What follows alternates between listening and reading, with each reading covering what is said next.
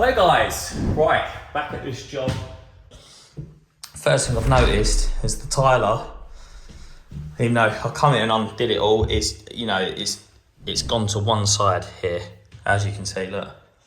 Obviously he's made his cut and it's pushed it over. So I've just called him back, and this was great about Jacob. He's like, yeah mate, I'll be there Friday. So he's gonna come just open that hole up slightly and just put it back to where it was.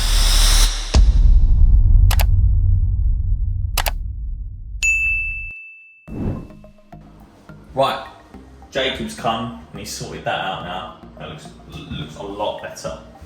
So, pipe's nice and straight down. He said that his tiling was fine. He was like, whoever did the hardboard underneath, which was my customers, he reckons, must have wedged it over a little bit. So, he cut a bit of tile out, he cut the little bit of wood that was wedging it over, and we got it back straight where it was in the first place. So, that's a problem sorted. So now everything's perfect. So I'll pop the toilet on, and then I can fit the basin a bit later on. Pardon me. Mate, this is my favourite use for this yet. So since I've had that, this is the first flush pipe, and obviously flush pipes, you want to be chamfering the end of the pipe, like how that is, as it comes out the box. See, like that. So, because it's going into that O-ring in there.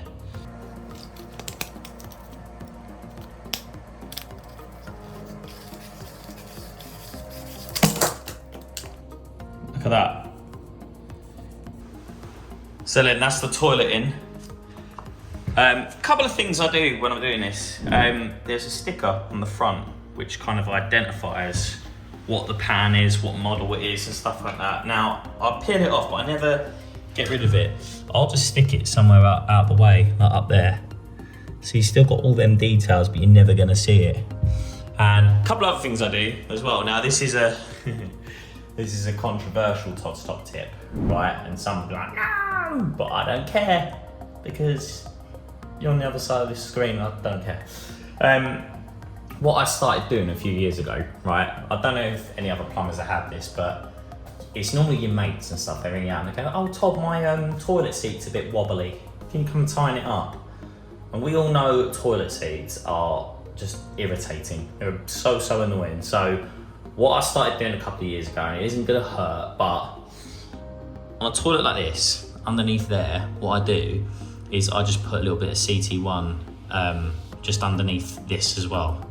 Also, what CT1's good for is in a few years' time, when we've all been having a slash or two, if you ever was to change this toilet seat, you'd have this kind of like brown, horrible mark underneath this when you change that. But with CT1, that will literally keep it off. Now I know it comes with a washer, but we all know they're not that good, and they all start to wobble. And the reason they start wobbling is when you're sat down like this. This is number one reason, right? It could be for other reasons as well, but this is the number one reason. When you're sat down like that and someone has put the toilet roll, say, behind you, the person who's sitting on, they sit down, they swivel. Let's see if I can do it. So they'll swivel their hips around like that. And what that will do is it'll start twisting the toilet pan. So you'll notice if it's come loose, it'll be twisted a certain way, and that's because the toilet roll's over there or something. So whenever you're putting toilet roll holders up, you should always be aware that it should be, you know, nice and easy. They shouldn't have to twist round. It should be nice. You know, if it's back here, that's no good because they're going to be twisting round. You want it somewhere like here so they can get to it. So I've started doing that. And the reason I started putting a little bit of CT1 underneath there was because I bought a toilet seat from Croydex, which are, you know, a reputable toilet seat manufacturer, do loads of different toilet seats. And they actually supplied a little bit of resin glue to put round, and that's where I got the idea from. So I thought, if they're doing it, I'm gonna start doing it.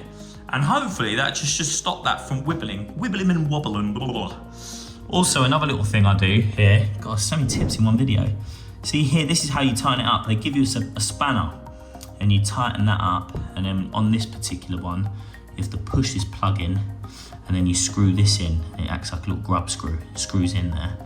So what I do with things like spanners and stuff like that is if you've got a flush plate like this, like a frame behind. The first thing I do, by the way, you should never push these, it breaks it. But what I do here, see if I can do this one-handed. Oh, yes I can, getting good at that. Is I'll put the spanner in there, so you know it's always safe and sound. The customer's never gonna lose that. So, and I don't know if you've noticed, we've got a matte black button on here, and the grower button is the right way round. Now, when that comes out of the box, it comes out vertically, because some are like this, and the grower label's there. So all you need to do to change that is behind here. See these two tabs? So there's a little black one there, a little black one there. You have to get your fingers, and at the same time, you pull them down and it will drop out, and then you can twist it round and reverse it. You can get it back on there. That was a firm favourite on Instagram back in the day. And you know, the grower flush plates are one of the most common in the world, right? You get these in Geberit, but I guarantee you, if you start going away on holiday and start looking at these flush buttons around the world, right, you'll start to notice that plumbers have just left it in the grower frames. The grower logo is round the wrong way. It's round up here, facing that way. So that's how you change it. So that's nice. What I love about these 800 frames, so that was the wall hung frame that was in there, to fit it under this window, because the one my customer brought was up here, so it was no good. Because we wanted this boxing to carry on. So they've got nice, long, big, deep boxing there for plants and whatnot. But what I love about this is that, or what the ladies will love about this, is if us chaps are having a wee like this, and you think, oh, I need to flush the loo, you have to put the toilet seat down to flush it. So the ladies will know. They'll go, oh, he's such a good guy. He always leaves the seat down for me when he's done. And you just walk out there and you'd be like, I'm the full hero. Even though really you was just forced to do it to flush. Unless you want to leave a nice little Richard down there. So, welcome back to this job. I've been away. I was at Glastonbury and then I went to Devon for a few days. My first break of the year, really loved it, really reset me. So I'm back here. I just thought I'd show you the sort of the reveal of this bathroom. Let's just have a little look. So this is it. You can see how it's come out so nice. I'm so happy with it. We've got that nice, large, flat surface there. We boxed that out.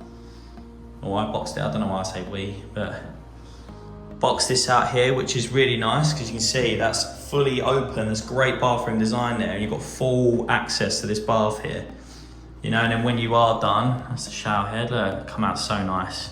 When you are done with this, look, it comes in.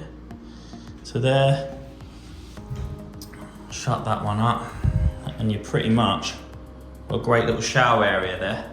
So it's not going to splash out everywhere and you'll end up cleaning up everything. So I hope you like it. It's come out very nice. I'm really happy with this bathroom. Proper transformation. So it's come out lovely.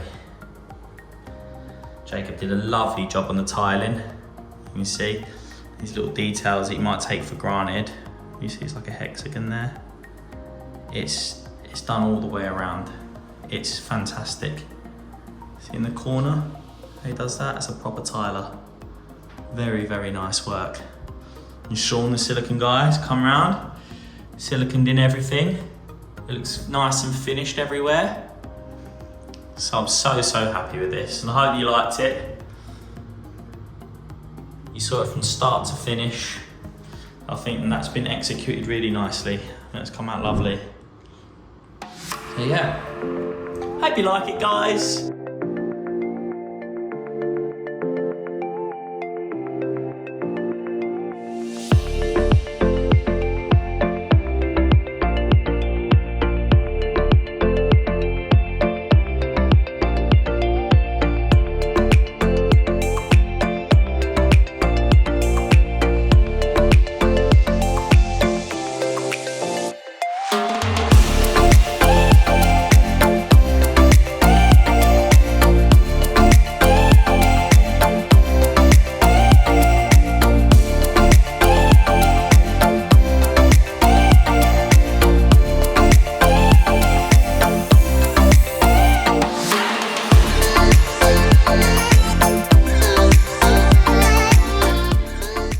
So that's a complete wrap on that one.